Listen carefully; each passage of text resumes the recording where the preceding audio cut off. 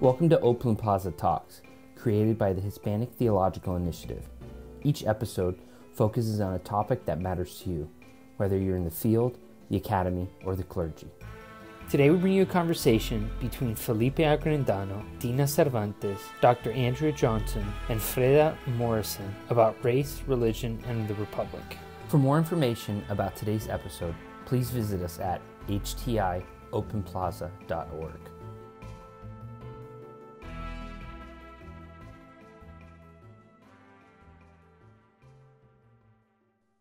Glad to be here today talking about race, religion, and the Republic here at One Plaza, and to talk about the intersection between race, religion, and politics in American society. My name is Felipe Agredano, and I'm faculty at East Los Angeles College in political science, Chicano studies, LGBT courses, and U.S. citizenship. And joining us here today, we have a very distinguished panel made up of Dina Cervantes, Chief of Staff to Assemblywoman Wendy Carrillo. Happy to be here. And comes from a religious faith background. Dina from the Apostolic Assembly, predominantly a Latinx denomination. And we also have here Professor Andrea Johnson from the California State University, Dominguez Hills. Hey, thank you. I'm excited about this opportunity to hang out with everyone this morning. And great, and also Dr. Johnson's religious faith background is from the United Pentecostal Church International, UPCI, predominantly white denomination. And we also have Reverend Freda Morrison, the National Youth President and Pastor of the Pentecostal Assemblies of the World. Hello, good to be here. Happy to be a part of this panel. Thank you, welcome. And also predominantly an African-American denomination. So let's talk about this discussion in the United States today in society that's so important in the past few years, and also in looking forward into the next several years. And the first question I want to entertain is the United States today. United States during this time, is this a democratic republic, or is this a theocracy? Do we still participate as citizens of this democracy, or as people of faith? Is God coming down to tell us who we should elect and who we should serve? I don't know if anyone wants to take on that question first. I can take it on since I'm a historian. It's a democratic republic still. There is a lot of more overlap between church and state than perhaps some people would be comfortable with in some kind of perfect world. But it's not a theocracy. In a pure theocracy, the rulers of the state would also be the rulers of the church. And we don't have that here. We still have separation, and we still have multiple faiths, even though some religious groups might dominate, some religious groups might make a play to sort of have dominion in the public sphere. Again, you might not like the separation of church and state so much, but it is not a theocracy. I would have said up until these last 4 years, that wasn't my experience. I think I would have said you were right.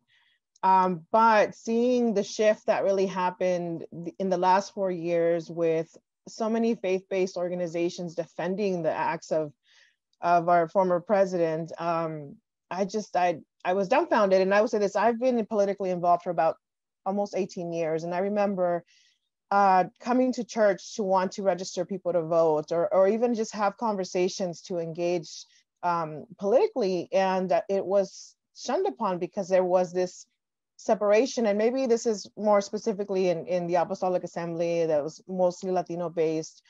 But it was not something we did. It was not they were not conversations we had.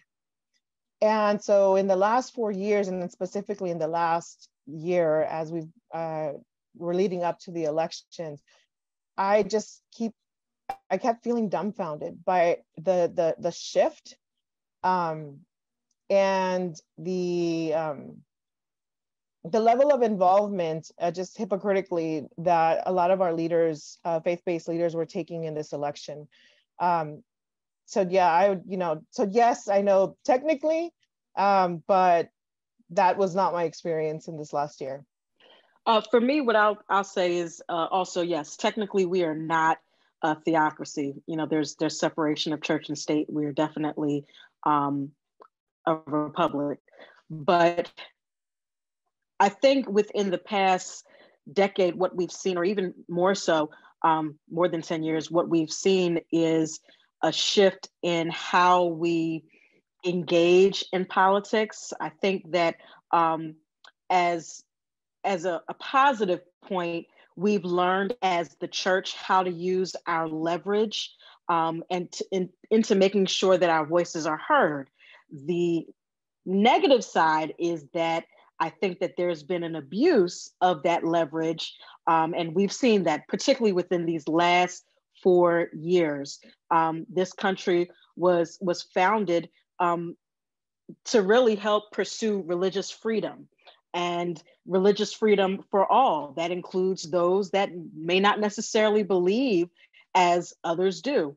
But in the pure aspect of what a theocracy is and what it is not, I can definitely say for sure that we are not living in a theocracy, but we are living in a time where the church, or people who identify themselves as being the church, are using, and to some extent abusing, their leverage to get their agendas and motives pushed across. Those are wonderful answers to this question of the republic versus theocracy and the participation of religious groups. So I'd like to ask a question to Dr. Johnson, our historian, and also our chief of staff, Dina Cervantes, who's worked with the National Young Dems, and also Reverend Morrison. So what happened in America in the last 4 years? What happened to our American experience, maybe in the last 40 years, going back to Reagan, Dr. Johnson, or the historical aspects, the church's participation, the American democracy? What's happened in American society in this experience? To really go back, we have to think into sort of the 70s and the beginning of groups like the Moral Majority, the rise of figures like Jerry Falwell Sr. and Pat Robertson, who come to believe that Christians should play a role in the political sphere. And you start to see churches then try to kind of move into politics. And you get this sort of tier thing going on where you had figures like Billy Graham, Graham had his sides. I will say that. You could kind of tell who Graham would favor at points, like Nixon, but he would never endorse a candidate because Billy Graham realized that to do so would take away his moral authority from one side or the other. So he tried to kind of stay that center. And because of that, Billy Graham had enormous influence over presidents in his lifetime. Kind of conversely to that, you have the rise of groups like the Moral Majority coming out of the 70s, so they're tailing Graham some, who believe that Christians should be involved in politics. Get them saved, baptized, and registered was the saying. Gradually, this, at some points it fades, but it also comes to be picked up in some of the theologies more recently through groups like the National Apostolic Reformation, who believe the church needs to dominate or have dominion over 7 or 8 areas of American life. So like entertainment, education, and politics is the big one, of course. that takes the moral majority thing a little further. And so what we're seeing right now, and this actually comes up in a lot of these churches that are resisting the public safety orders with COVID, they tend to have this sort of ties to these networks of folks who believe the church needs to dominate the public life. And this is what we've seen really come and hit in the last couple of years. And between the election and the current health pandemic, we're seeing this just sort of really come into play in the public eye in a way that's been kind of subtle in previous years. What about the most current years, the past years, Reverend Morrison or Chief of Staff Cervantes? I would like to say that I think that piggybacking off of what Dr. Johnson was just speaking on, the rise and the change in how we live in a very high technology society. And I think that the use of social media has definitely changed how we live. It's changed all aspects of our life. And it's brought, I think it's really invigorated and brought more life to many movements, both good and bad. And so the rise in some of the, particularly the more negative, we'll put it that, I'll just use that loosely, the more negative groups or more radical groups, a lot of them have built their base online. They have utilized the vehicle of the internet to bring life to what seemed to have been dying out. Probably, I think all eyes between the late 90s and early 2000s, all eyes were on radical Islam and things of that nature. But there's been this undercurrent of just homegrown terrorism growing within not just America, but within Christian circles for the past 20 or so years. And I think that, and this is just a summary, we can talk about this for hours, but just to kind of generalize it, I think once Barack Obama started to rise in power and eventually become the president of the United States, these groups provided a way for people to vent their frustrations in seeing a Black man become president, which is something that a lot of people did not and still do not believe was right. And it kind of brought new life. Again, it reinvigorated some things that we thought were dying off in the 80s and the 90s. It was always still there. Racism has always existed. But I think that, at least for me, from my observation, once President Barack Obama began to rise, I think he was senator first and he became president, you really started to see people become more vocal about their frustration. And just the 8 years in which he served, you actually saw people acting out. You saw politicians acting out in ways that we didn't see. Of course you saw controversy. We saw, people being firm in their stance. I mean, especially during the Clinton years, we saw, people, being able to stand up and to stay, what was right and what was wrong. But for some reason, there was a different tone when it came to Barack Obama. There was a nastiness in the air and just blatant disrespect that we hadn't seen towards a president. And I think that, that current just continued to just keep, it just continued to grow and to rise. And like I stated earlier, the internet and social media provided an opportunity for people to connect with others that shared that same sentiment. And before long, you were able to see people or someone like Donald Trump, who was, yes, we knew he was great in real estate, but in all essence, he was a real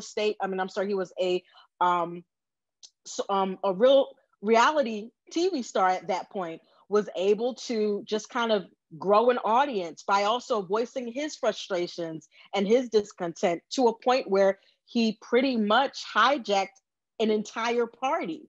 And so I think, again, that's just a generalization of it all. But I think that, social media definitely helped bring these voices together. And just like we can see the positive side of being able to connect with people all over the world, we are also witnessing the fruit of the negative side of that connection. People being able to connect with other like-minded individuals to voice their frustrations and to build a movement, which we can now see out in the open and brazen enough to even go as far as to ransack and disrespect the Capitol. So yeah, I'll just stop my comments there for now. I want to say don't stop, but this is wonderful. And so we're going from the history of activism to online.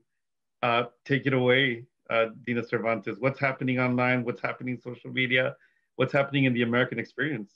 Well, one thing I wanted to add, that I actually look at how the churches have engaged politically, and I actually love it. I'll say this: I love that churches have started to engage in the conversation around politics. The young activist in me that took my Dream Act DACA petitions to church, right, and got shunned, is actually really excited about what's happening now. What's been hard for me to see is how it's been presented, right? How the political experience and being part of the political process has been presented, that it's a right or wrong, it's red or blue, that we are actually not really giving our communities the opportunity to make a choice for themselves, right? That we're just saying it's, you're right. They hijacked the party, right? Who said Christians were Republicans all the time, right? So I think that's been what's been really hard for me to watch, and to see the conversations that have taken place about, some of us progressives, or if we're Democrats, and I am, we're just wrong, we're worldly, they make us be wrong, right? Just because they disagree or they chose to side in one direction. But I think, I want to be hopeful that, as we continue to engage these conversations and as we continue to be compassionate with each other, and that's why I watch my words, and, to try to not talk bad about Republicans, even though I'm not a Republican, but because I know that we need to be able to have a conversation to show a different side. So I actually, while it's been kind of ugly, especially on the internet, it's, right now we have instances where families are being divided by taking political sides, and I speak personally. But, I also know that, we just get to practice compassion and grace as this new experience of like Christian politicals, is rising, that we get to just be open to embracing conversations that bring us together into more Christ-like ways. I would kind of go off of that and talk about for a second, the problem that we have right now is that obsession with the one issue voter on the right and that one issue of abortion. I went out to a protest when they had the child separation issues, and the response I would get from folks in the church was, well, so what about those kids? What about abortion? And that's not helpful. This whataboutism is not helpful, and I don't see it as Christ-like. What about abortion does nothing to help. I think it's 60 some kids they can't even find now, and 600 that are still separated in some way, shape, or form. Sit there and say, what about abortion? What about abortion? What about abortion all day long? You have done nothing to help these other folks who are hurting and in need. And unfortunately, the Democratic Party has not really found a way to deal with that yet. And that's kind of how why we're getting the division that we have, and especially coming out of the sort of the Pentecostal background, and you could say widely evangelical background. why they're losing so many evangelicals who often vote against their class interest, vote against their race or ethnic interest. And it goes back to that one issue that just pulls them over to the right, so much so that they will see anything to the left as sort of ungodly. That leads me into the next question about this reaction to the election in 2020, to the Democrats, to this new Biden-Harris administration, from precisely religious leadership and the American public, or the churches, the church, the congregants in the pews, and also the religious leaders. And if I can ask Reverend Freda to start us off with. Well, I'll start off by saying this, I've been very disappointed really in the reactions that I've seen, not just the reactions, but just the attitude. It's been very hurtful, because we are supposed to be the examples. We are supposed to be the ones that the world can turn to, receive a word of comfort, receive peace, even if you don't agree with a particular party or a candidate. There was a time when we were able to still look to our religious leaders and at least still receive inspiration. I'm at a place right now where there are some people that I don't even want to listen to, because the venom that they have spewed over the pulpit, they have literally used the house of God. They have literally used their pulpits to push agendas that are not of God. Agendas like white supremacy, that's not of God. Agendas like racism and things of that nature, those things are not of God. And it's coming from not just one particular sect. A lot of times we just think about white evangelicals, but it's coming from every denomination, within the Christian world. And that's been something that's been very disheartening on both sides, both Democrat as well as Republican and everything in between.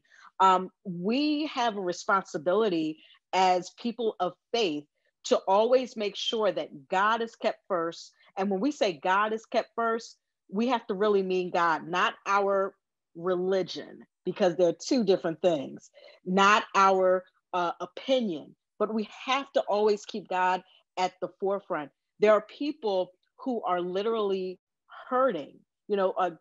Something that I thought about when Dr. Johnson was speaking about the one issue voter, when you have these incidents that are happening, the killing of Black unarmed individuals by law enforcement, which I know is a hot button topic, but whether or not you, no matter what side of the fence you are, the fact that somebody's life has been taken, and you have a community that is hurting, you have a community that's feeling unheard, you have a community that feels like they're being targeted, whether you believe it or no, and your response to them is, well, what about abortion? Like, what does that have to do? Like, that's the type of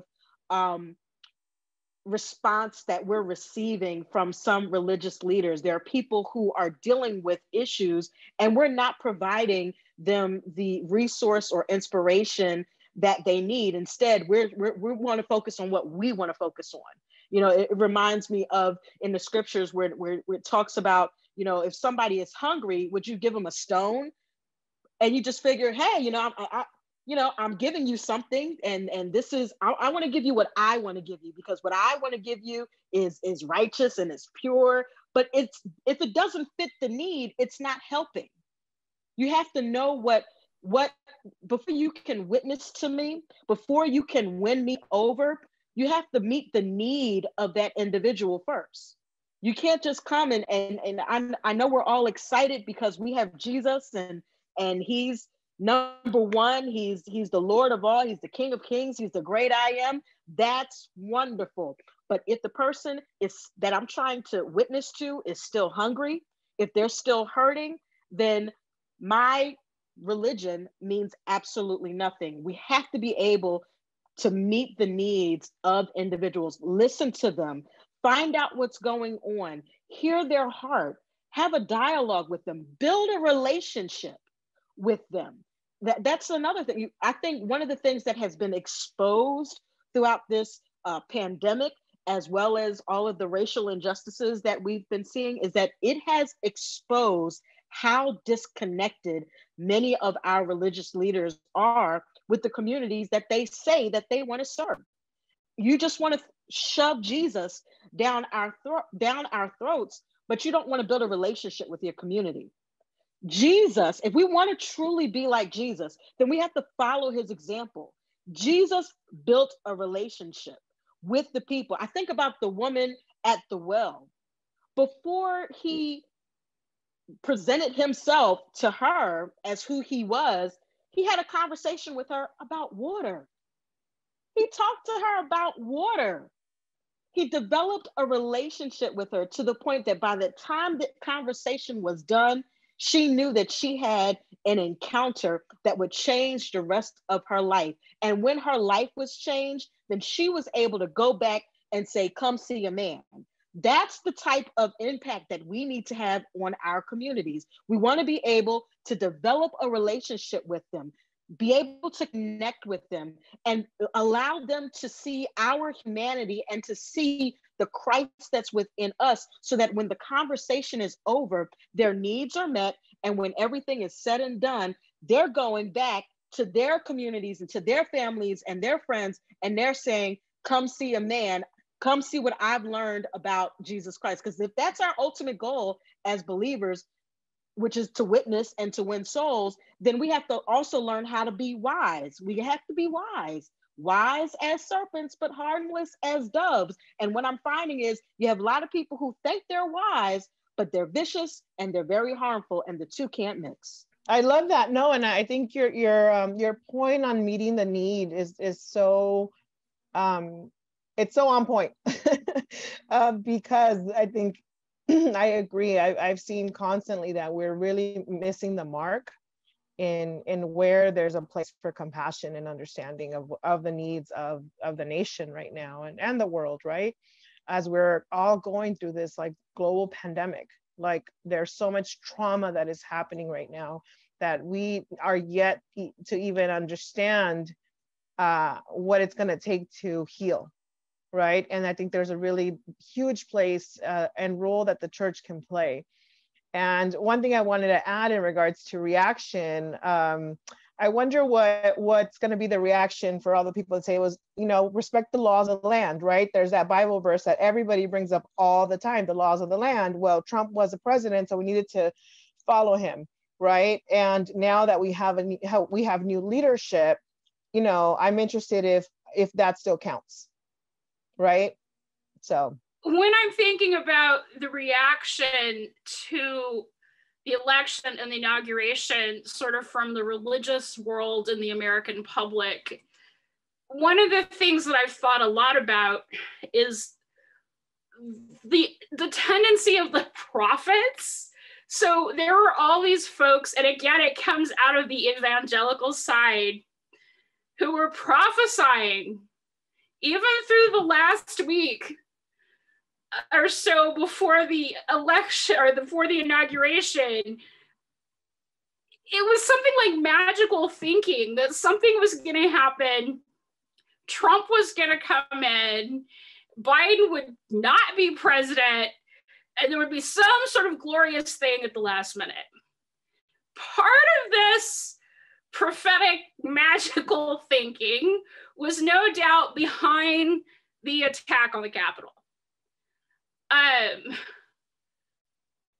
there has been an interesting sort of split that has happened with these prophets as we got closer and closer to the inauguration, where some just held on.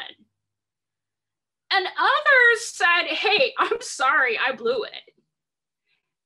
But the ones who said, I'm sorry, I blew it, got a little bit of their taste of their own medicine, because people got angry at them for apologizing. People tried to say, well, you know, now you're going to take it back. No, hold on, there's still hope. The interesting sort of aspect of religious leadership, that you would have the nerve to have this kind of prophecy. That's a boldness I don't have. Knowing that you don't have, and maybe I don't operate in the prophetic atmosphere, and that's why I lack that boldness. But I also know that growing up in sort of the faith tradition, there is scripture for this, that if the guy gives a false prophecy, mark him as a false prophet. Even the ones who have said, hey, I blew it, even their critics are not necessarily marking them as a false prophet, which I find interesting. They're criticizing them for apologizing for it. They're criticizing them for all kinds of things, but they're not marking them as a false prophet. So my question is, where are we with sort of religious leadership here? Are we not willing to apply the sort of scriptures that we have? And maybe this goes back to Ms. Cervantes' statement about, are we going to apply scripture equally about obeying the laws? Are we not willing to apply scripture equally to our religious leadership and what we expect of them in interacting with this? So I don't know, this is kind of a lot of thoughts, and I'd really be interested in knowing what the other two kind of think on this, and the role of sort of these prophets. Would you like to comment about the role of these prophets, Reverend Freda, I was just going to jump in really quick. I mean, I'm so glad you brought that up. I don't really have in-depth thoughts around it, but God, they provided so much humor for the internet, I will say. Yeah. I'll cede my time. Yes, it definitely brought a lot of humor, which is sad because, you know, I believe that the office of the prophet is real. And when it is operated in under the authority and the anointing of God, that great things can happen. You know, we receive not only just good news from prophets, but we also receive rebuke and warning from prophets as well. But this season has definitely exposed the hypocrisy of many people who have that title or have professed to have that title. In my opinion, true prophets and true, you know, pastors and leaders of God do not operate in the way that we have seen many of these individuals operate. I know that there are some individuals who felt like they were doing the right thing. You know, I've encountered even people that I'm connected to who are also one issue voters who felt like, you know, this was what needed to be done. They really felt like their guy or their candidate or their president was handpicked by God to really make sure that their issues were addressed and taken care of. And there are some people who were taken advantage of by misguided leadership. And I think it's unfortunate. At the end of the day, you know, the Bible lets us know that the earth is the Lord's and the fullness thereof. You know, whoever is in office, Republican or Democrat, at the end of the day, God is still God, and He can use, you know, whoever's in leadership. It's up to us as the church to make sure that our voices remain pure, so that we can maintain that influence or that leverage that we can use to make sure that the things that we believe as people of faith are being addressed and are being taken care of. But yeah, it's again, this is one of those things that was very disappointing to me, to see people who were literally trying to, you know, spook their way into this election. I mean, that's the way it looked for somebody that was never involved in church, or maybe never had that, Pentecostal experience or church experience. I would have probably looked at some of these individuals and said, I will never go to church. Like, that's the reaction I would think that people would have to see just the hypocrisy and the craziness and, the bippity boppity boos and all that stuff. Like, that's the kind of turns people off or turns people away. You can't, I believe in the power of prayer. I believe that God can work miracles, but, this really exposed the hypocrisy, and it just didn't make the church look good at all. And I believe that the church is the bride of Christ, and we, just like any bride, you want the bride to look beautiful.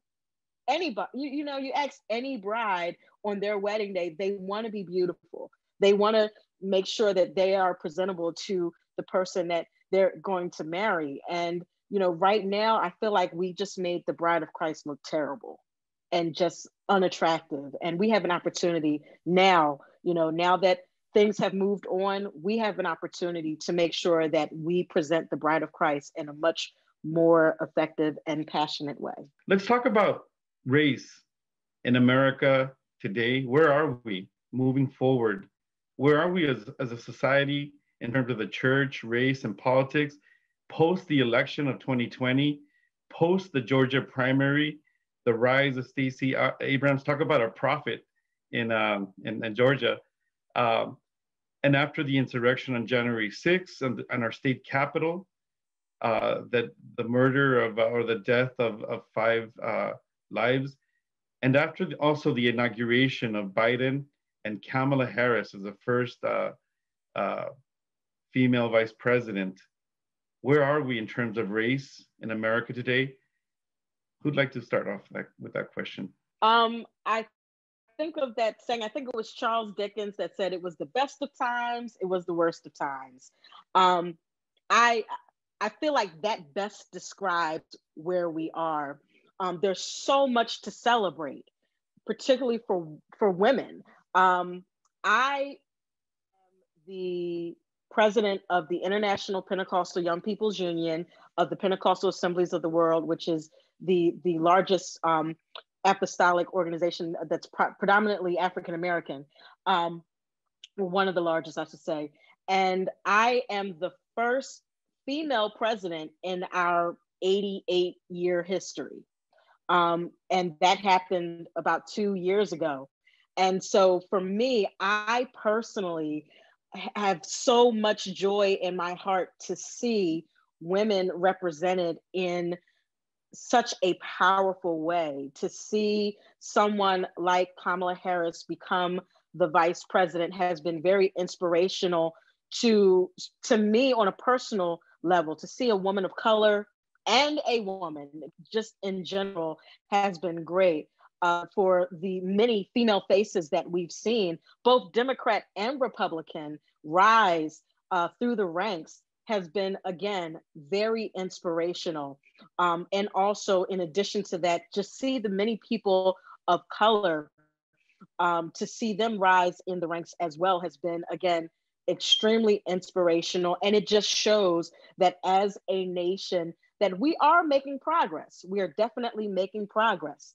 However, we still have a very long way to go, because in the midst of all of this progress, we've also witnessed some regression. We've seen areas that we thought we were over, hurdles that we thought we passed, tests and trials and tribulations that we thought were things of the 60s and the 50s and, Jim Crow era stuff. No, we're still seeing that today. And so we definitely have a long way to go. And it's dialogues and conversations like this that will help us progress and continue to move forward. Without confrontation, you'll never be able to get to the root of the issue. And so I'm just glad to be able to connect with my brothers and my sisters today, to have this conversation that will allow us to, spark an idea, to maybe even challenge some thoughts so that we can address the issue.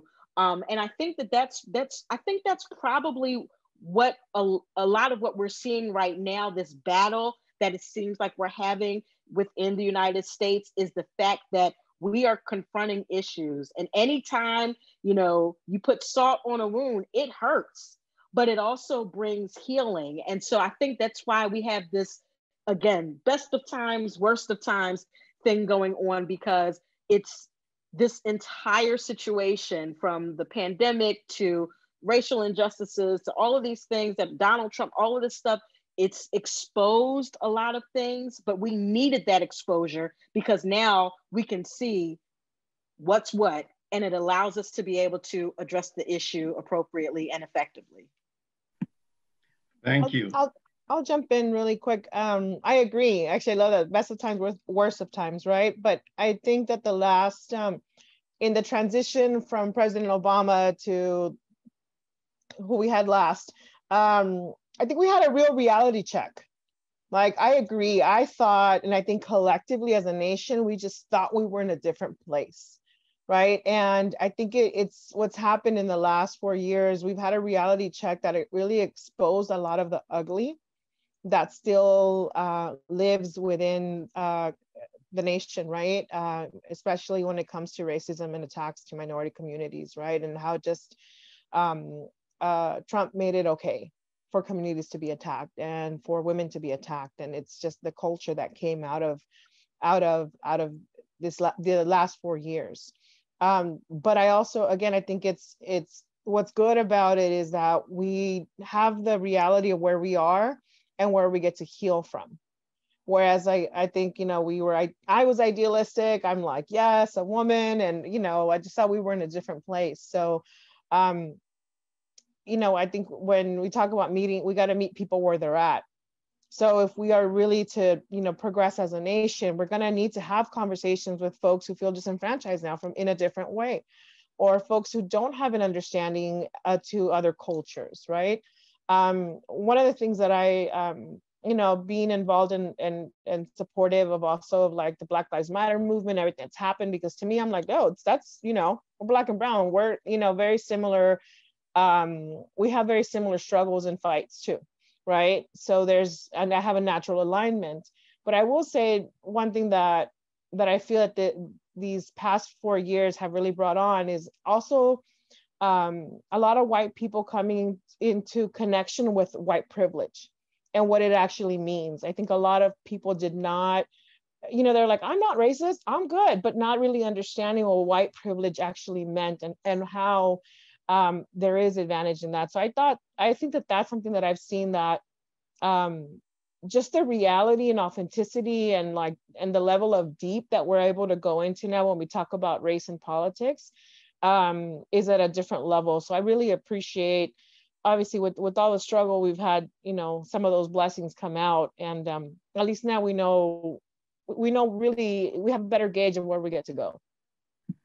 Dina, in terms of Latinos' role in the election, and specifically Latinas in the last few months and weeks and the last few years, how do you see their role? How do you see our role in society, in American society, and also in the church? What happened? It's been very exciting to see also how Latinas have engaged in this election. There's an organization that's popped up, She Se Puede, and a lot of different actors that you've seen really play a part in making sure that, or not actors specifically, but entertainment also ensure that they played a part in the election. In California, one thing that was also great to experience and see was the level of commitment from our Latino legislators to the Georgia elections and raising money and sending money over there to ensure the win that we got. So, excited to see the work that Latinos are doing in moving us forward as a country. Dr. Johnson. So coming from one of the denominations that is historically white, now makeup of congregations varies from place to place and region to region.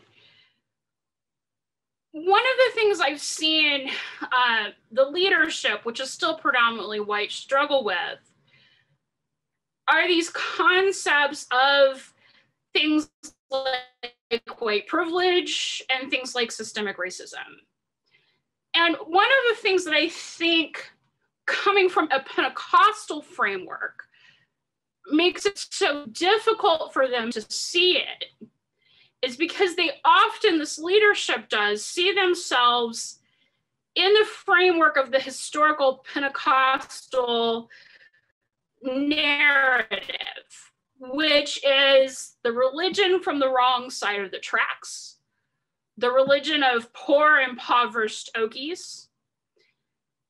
So when you say to someone who sees themselves as being the religion from the wrong side of the tracks, as being the children of Okies who were historically treated badly, they are unable to see past that and see that sometimes they have privilege. They then sort of can't see issues of white privilege. They then can't see issues of systemic racism. They tend to be very, and this may also do some stuff to do with the theology of the religion, they tend to see success and a personal characteristic.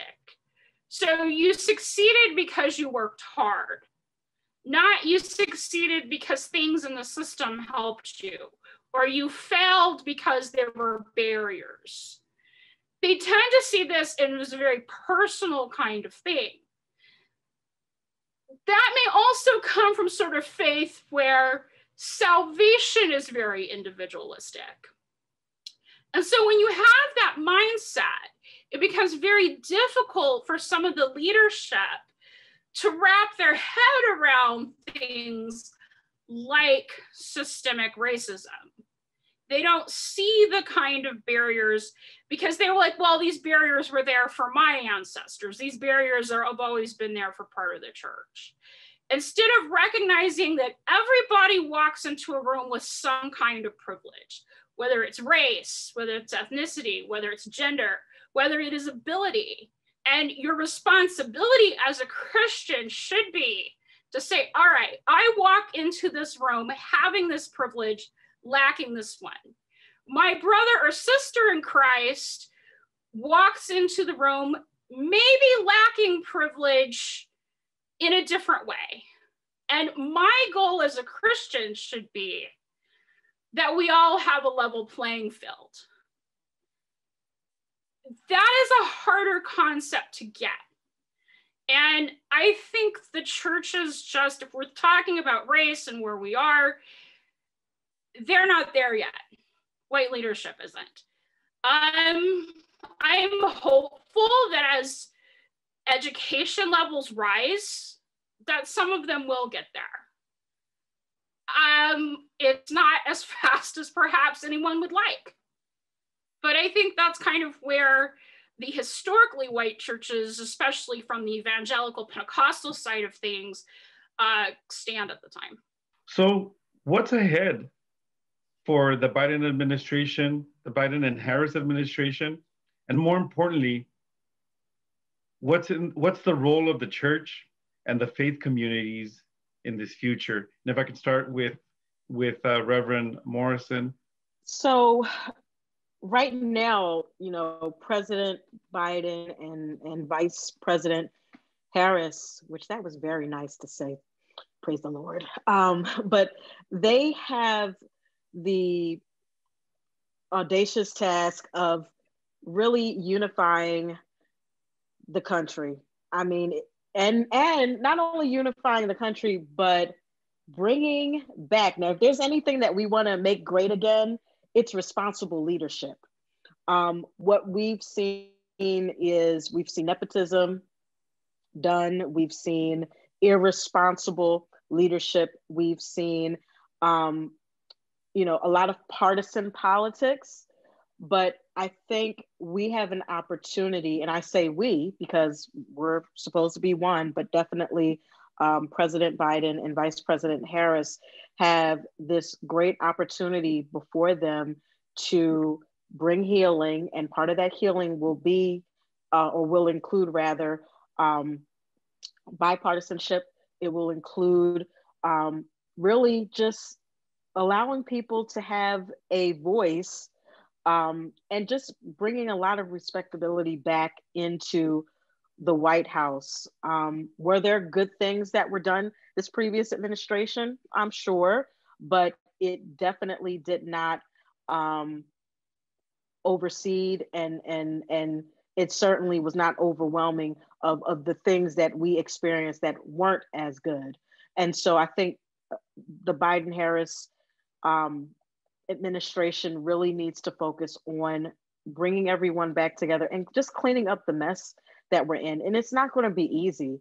You know, people, you're not just going to flip a switch and automatically, you know, have this big kumbaya moment, but it's going to take a lot of confrontation. It's going to take some hard lining on some issues, and some people are not going to be happy.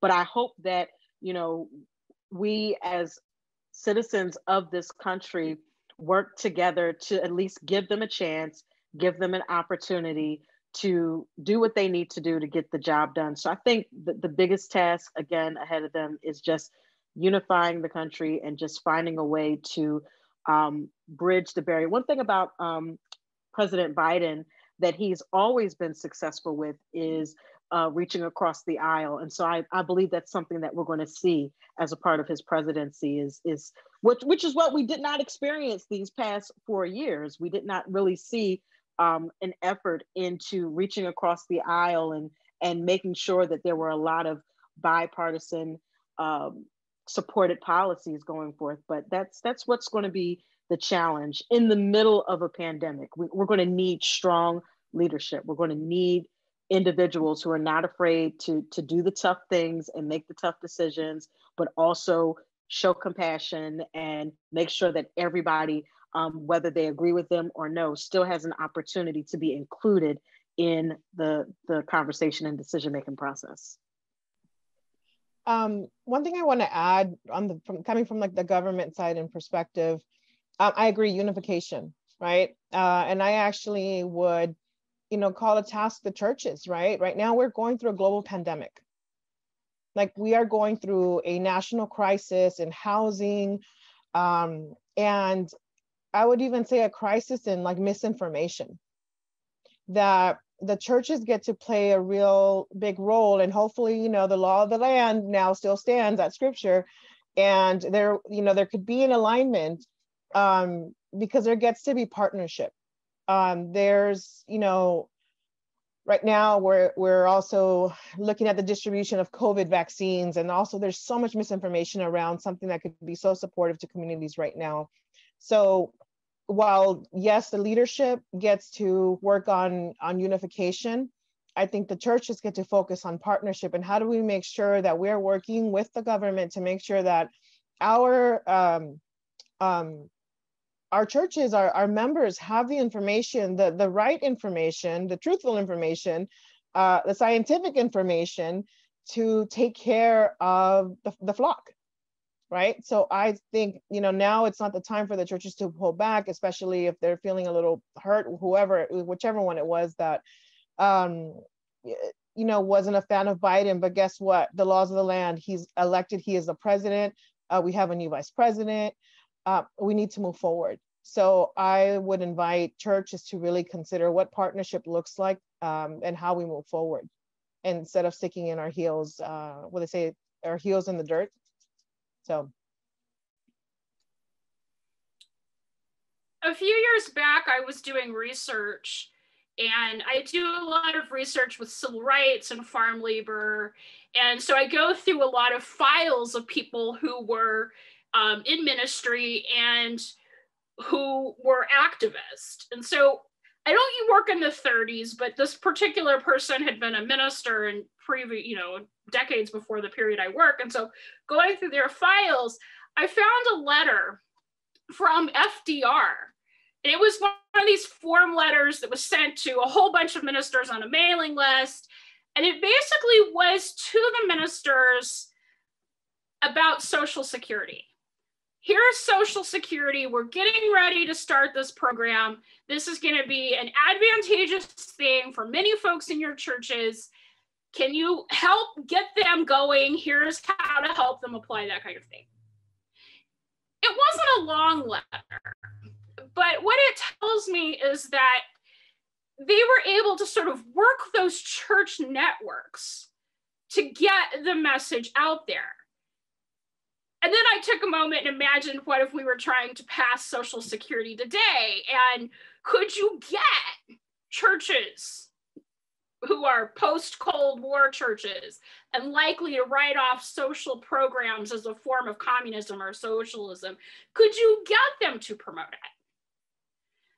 And I'm not sure you could. And I think we are at this same issue with the current health issues, with the need for the vaccine. So one of the challenges, I think, for this administration is going to be to, one, for the Democratic Party, they've got to deal with the one issue voter issue. But two, to also get to where they can get information through churches and through church leadership that is sort of a reasonable kind of framework. Not asking them to endorse a policy, not asking, but here is a program that will help society. Can you promote this? Or here's how to help people access this. So that the churches are a form or a place where you can get reasonable information out to people in a sort of nonpartisan method. We should have that still, and I'm not certain that we do. And I think that's something, seeing that letter from FDR kind of made me sad, because it made me realize that the church should be a resource for people in the community. And I think that's lacking. And I think that's the fault of both politicians and the churches. Excellent point. And with this pandemic, and also with the relief, as we saw, a lot of churches didn't shy away from taking that relief, that social relief, economics. So that's a wonderful question they have. And we saw this across denominations, being able to, being open and receptive to the social relief from the American taxpayers. So great points. Which, can I add really quick, which absolutely. is interesting to me, because, so I actually had a conversation with the pastor some time ago. And like I said, in the Apostolic Assembly, it was not my experience that they were constantly preaching politics from the pulpit. They were actually a lot more reserved with that. And I do remember there was a time where I had a conversation with the pastor. I said, at the end of the day, churches are 501c3s. We are tax exempt organizations. So we actually really do get to be really mindful of, politics on the pulpit. And so I find it interesting that that's right. We're talking about churches getting relief. So they're getting taxpayer dollars, and then also seeing what's being done with those taxpayer dollars and how they are being politicized. Any parting words for the audience, for the American public, or for your home churches? Anything that you'd like to add? You'd like to start, Dina Cervantes? I would say for those of us that are, still connected to faith, whatever that may look like, right? I don't want to make it one, I think some of us sometimes feel like if I don't go to church actively every single Sunday, then I'm not, right? Because that's what we were taught. But I know that that's not true. So I would say for those of us that are still connected to faith and faith-based organizations, and also, in entering and playing in this world of politics, that we do look at Christ as the example, and who he was with people, and how he was, how he engaged. And I think it was said earlier, how he met the need, because I think we actually have a really great example in Christ as to how we get to move forward politically with each other. So I would just say that we, check in. Are my words Christ-like, right? When I'm engaging someone on this political platform now. So just, it's a reminder for myself, for us, that, we stay connected to the faith that connects us as well. For me, I would say, just kind of echoing what Dina was just sharing, is, we have to always remain Christ-like in our actions, definitely. And just show the love, show the love of Jesus Christ with everyone. You know, if we're truly going to be disciples of Christ, then we have to do what Christ does. Sometimes that includes having tough conversations in love, but we always have to make sure that our motivation and our actions are driven by love. We may not always agree. We're going to disagree, but we can still push and do what we need to do in love. So we have to remember that at the end of the day, that we are the hands and feet of Jesus Christ.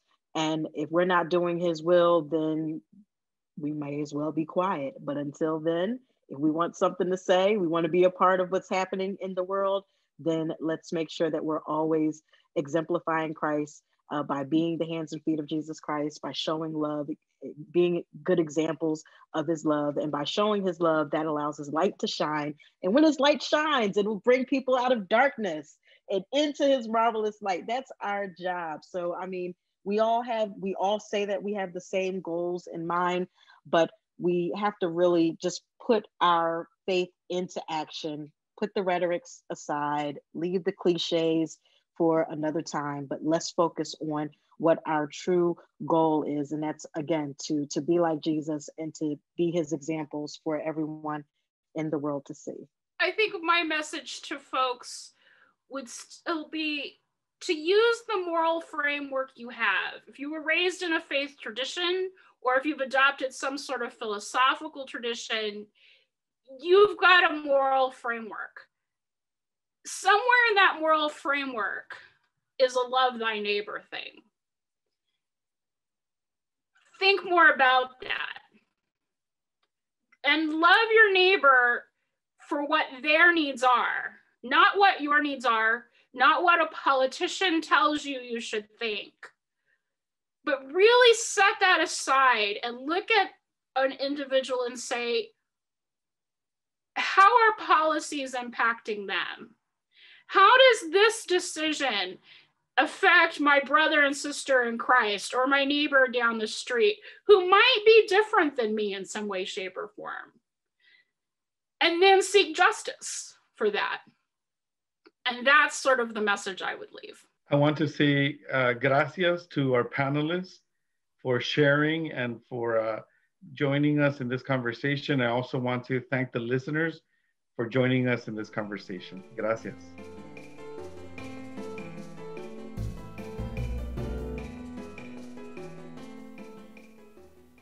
This has been an HTI production. For more information, visit us at htiopenplaza.org. The Hispanic Theological Initiative provides Open Plaza as a public service.